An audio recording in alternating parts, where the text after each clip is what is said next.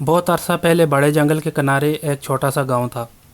یہ ایک پرامن گاؤں تھا، لیکن گاؤں کے لوگ لوبیزون کے خوف میں رہتے تھے، جن کے بارے میں کہا جاتا تھا کہ وہ جنگل کے اندر رہتے تھے۔ لوبیزون تاریک مخلوق تھے، آدھا آدمی اور آدھا بھیڑیا، اور ہر پورے چاند کی تاریخ پر کہا جاتا تھا کہ یہ مخلوق انسانی گوشت کی تلاش میں جنگل سے باہر نکل آتی تھی۔ لیکن ایسی مخلوق کیسے وجود میں آئی؟ یہ سادہ بات ہے۔ کسی بھی خاندان میں پیدا ہونے والے 7ویں بیٹے پر لعنت کسی بیٹی پر نہیں پڑے گی، لیکن اگر ایک ماں نے 7 بیٹوں کو جنم دیا تو ان بیٹوں میں سے آخری ضرور لوبیزون بنے گا۔ جب فلپ پیدا ہوا تو اس کی ماں خوفزدہ تھی۔ اسے بیٹی کی امید تھی، 7ویں بیٹے کی نہیں۔ لیکن فلپ کی ماں مہربان اور پیار کرنے والی تھی، اور وہ اپنے بچے سے پیچھے ہٹنے والی نہیں تھی۔ اسے کوئی فرق نہیں پڑتا تھا کہ گاؤں والے اس لعنت کے بارے میں کچھ بھی کہیں۔ کئی سال سکول میں گزر گئے۔ فلپ ایک مضبوط لڑکا بن گیا، جسے اس کی ماں اور باپ اور 6 بھائی بہت پیار کرتے تھے۔ لیکن فلپ یہ نوٹس کرنے سے نہیں رہ سکا کہ اس کے ساتھ اس کے بھائیوں سے مختلف سلوک کیا گیا تھا۔ وہ اسکول نہیں گیا کیونکہ استاد اس کی اجازت نہیں دیتا تھا۔ یہ مناسب نہیں تھا کیونکہ نوجوان لڑکا نئی چیزیں سیکھنا پسند کرتا تھا اور شدت سے دوسرے بچوں کے ساتھ دوستی کرنا چاہتا تھا۔ اگر کبھی فلپ کو اس کی ماں نے روٹی لینے کے لیے بھیجا تو گاؤں کے لوگ کبھی بھی اس کے راستے میں نہیں آتے تھے اور ہمیشہ اس کی طرف خوف اور ناراضگی کے امتزاج سے دیکھتے تھے، جس نے نوجوان لڑکے کو بے چین کر دیا۔ دوسرے بچے اس کے ساتھ نہیں کھیلتے تھے، اور جب پورا چاند ہوتا تھا تو اسے کبھی بھی باغ میں جانے کی اجازت نہیں تھی۔ یہ آخری نقطہ شاید ان سب میں سب سے برا تھا، کیونکہ فلپ کو چاند سے بہت پیار تھا، اس کے بارے میں کچھ خاص طور پر جب وہ رات کے آسمان میں بھرا ہوا ہو اور گول ہو تو اس کی روح اس کو ناچنے، گانے اور بھاگنے پر مجبور کرتی۔ زندگی پرامن ہونے کے باوجود خوشی سے بہت دور تھی۔ فلپ نے ہر گزرتے سال کے ساتھ خود کو زیادہ سے زیادہ الگ تھلگ پایا۔ اس کا کوئی دوست نہیں تھا اور اسے کبھی بھی دوسرے بچوں کے ساتھ کھیلنے کے لیے مدعو نہیں کیا گیا تھا۔ کبھی کبھی وہ ان کی ہنسی سنتا اور تصور کرتا کہ وہ کیا کھیل کھیل رہے ہیں اور وہ سب کتنا مزہ کر رہے ہیں۔ فلپ نے یہ بھی دیکھا کہ اس کی ماں، اس کے بھائی بھی اسے عجیب نظروں سے دیکھنے لگے تھے۔ میرے ساتھ اتنا برا کیا ہے؟ فلپ اکثر اپنے آپ سے پوچھتا تھا۔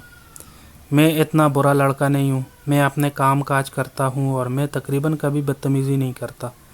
میرے ساتھ دوسرے بچوں سے اتنا مختلف سلوک کیوں کیا جاتا ہے؟ جیسے ہی وہ اپنی 15ویں سالگرہ کے قریب پہنچا، فلپ پہلے سے کہیں زیادہ اداس تھا۔ اس کی ماں اسے شاذر نادر ہی گھر سے باہر جانے کی اجازت دیتی تھی اور وہ اکثر اس کی صحبت میں مشتعل نظر آتی تھی۔ کم عمر بچے اگر کبھی اسے اپنے گھر کے پاس خود کھیلتے ہوئے دیکھتے تو اس پر پتھر پھینک دیتے، لیکن جب وہ ان کو للکارنے کے لیے مڑتا تو وہ چیختے ہوئے بھاگ جاتے جیسے وہ کوئی عفریت ہو۔ کبھی کبھی فلپ بڑے جنگل میں پناہ ڈھونڈنے اور کبھی واپس نہ آنے کی خواہش کرتا تھا۔ ایک دن اس کی ماں نے اسے بٹھایا اور اس کی پریشانی کی وجہ بتائی۔ تم میرے ساتھ میں بیٹھے ہو، اس نے کہا۔ میرے بچے، تم پر لعنت ہے۔ فلپ بہت پریشان تھا۔ کیسی لعنت؟ اس نے پوچھا۔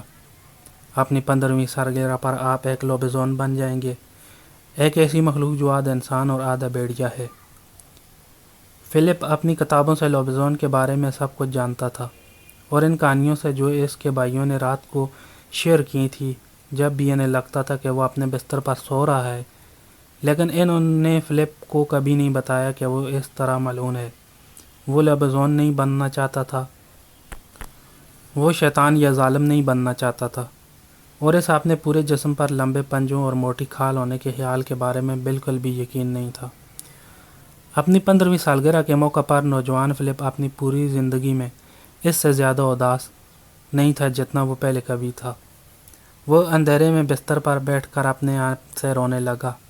میں ہمیشہ اکیلا رہا ہوں، اس نے سوچا۔ میرے ساتھ ہمیشہ مختلف سلوک کیا گیا ہے اور اب میں لوبیزون بننے پر لعنت شدہ ہوں۔ میں کیا کروں؟ میں صرف اتنا چاہتا تھا کہ ہر ایک کے ساتھ ویسا ہی سلوک کیا جائے۔ میں صرف اتنا چاہتا تھا کہ دوستوں کے ساتھ جنگل میں کھیلوں اور رات کو خوبصورت چاند کی تعریف کروں۔ اسی وقت فلپ نے اپنے بیڈ روم کی کھڑکی سے باہر دیکھا اور دیکھا کہ چاند ستاروں سے بھرے گہرے نیلے آسمان میں طلوع ہو رہا تھا۔ یہ ایک بڑا خوبصورت پورا چاند تھا اور اس نے اس کا دل خوشی سے بھر دیا۔ پھر کچھ بہت ہی عجیب ہوا۔ فلپ نے اپنے پیٹ میں ہلچل محسوس کی اور اپنی جلد پر خارش محسوس کی۔ اس کے سینے سے چیخنے کی آواز آئی اور اس نے چاند کی طرف سر اٹھا کر اسے پکارا، جیسا اس نے پہلے کبھی نہیں کیا تھا۔ اس کے جسم پر اچانک کھال پھوٹ آئی اور اس کے ہاتھوں اور پیروں کے ناخن ہاتھی دانت کے رنگ کے لمبے پنجوں میں بدل گئے۔ اس کے کپڑے ٹکڑے ٹکڑے ہو گئے اور اس کے قدموں میں فرش پر آ گئے، اور جب فلپ نے آئینے میں دیکھا تو اس نے ایک لمبے بھیڑیے والے لڑکے کا عکس دیکھا، جو اس کے پورے جسم پر موٹی کھال کے ساتھ اسے گور رہا تھا، اور جنگلی سرخ آنکھیں جو اندھیرے میں چمکتی دکھائی دے رہی تھیں۔ تو میں ایک لوبیزون ہوں، اس نے چونک کر کہا۔ فلپ نے چاند اور جنگل کی پکار کو محسوس کیا، اور وہ جانتا تھا کہ اب وقت آ گیا ہے کہ وہ اپنی پرانی زندگی سے منہ موڑ لے اور اپنی تقدیر کو گلے لگائے۔ نوجوان بھیڑیے والے لڑکے نے اپنے بیڈ روم کی کھڑکی کھول دی۔ رات کو باہر چھلانگ لگانے سے پہلے وہ رک گیا اور اپنے پرانے بیڈ روم کے ارد گرد ایک آخری نظر ڈالی، اور اپنے ماں اور باپ، اپنے 6 بھائیوں کے بارے میں سوچا۔ میں آپ کو ہمیشہ یاد رکھوں گا، میرے پیارے خاندان، لیکن اب مجھے قبول کرنا چاہیے کہ میں کون ہوں اور نئی زندگی کا آغاز کروں گا۔ پھر وہ اپنے سونے کے کمرے کی کھڑکی سے چھلانگ لگا کر جنگل کی طرف بھاگا۔ ہر وقت چاند پر چیختا رہتا، اس کا دل مستقبل کے لیے عجیب نئی امید سے بھرا رہتا تھا۔ جب فلپ بڑے گہرے جنگل کے اندر تھا تو اس نے ایک خوبصورت جگہ پر رک کر قدیم درختوں اور آسمان میں بلندی پر موجود خوبصورت چاند کو دیکھا۔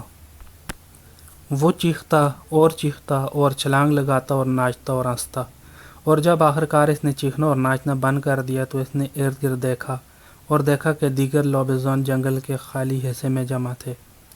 کچھ فلپ کی طرح نوجوان تھے، کچھ بوڑھے تھے۔ وہ فلپ کے قریب پہنچے اور اس کا استقبال کیا۔ تم اب گھر میں ہو، دوستوں کے درمیان، بڑے جنگل میں، ایک نے نرم اور شفیق لہجے میں کہا، اور یہ تب ہی تھا جب فلپ کو احساس ہوا کہ وہ بالکل بھی لانتی نہیں ہے۔ میں ایک لوبیزون ہوں اور میں گھر میں ہوں، اس نے مسکراہٹ کے ساتھ جب اس نے پورے چاند تک اپنا سر اٹھایا اور پوری طاقت سے چیخا۔ دوسرے لوبیزون سب نے اس میں شمولیت اختیار کی اور چاند کے اعزاز میں رات کے آسمان پر ایک زبردست گروپ میں گانا گایا۔ کئی میل دور فلپ کی ماں اپنے باغ میں اپنے نائٹ گاؤن میں ملبوس کھڑی تھی اور بڑے جنگل کے اندر سے ہلکی ہوا کے جھونکے پر بہتی ہوئی لوبیزون کی آواز سن رہی تھی۔ بوڑھی عورت اپنے آپ سے مسکرائی، کیونکہ وہ جانتی تھی کہ اس کے 7ویں بیٹے نے آخر کار اپنے آپ کے لیے ایک ایسا گھر ڈھونڈ لیا ہے جہاں اس کے استقبال کیا جائے گا اور جہاں اس کے بہت سے دوست ہوں گے، اور وہ لمبی اور خوشگوار زندگی گزاریں گے۔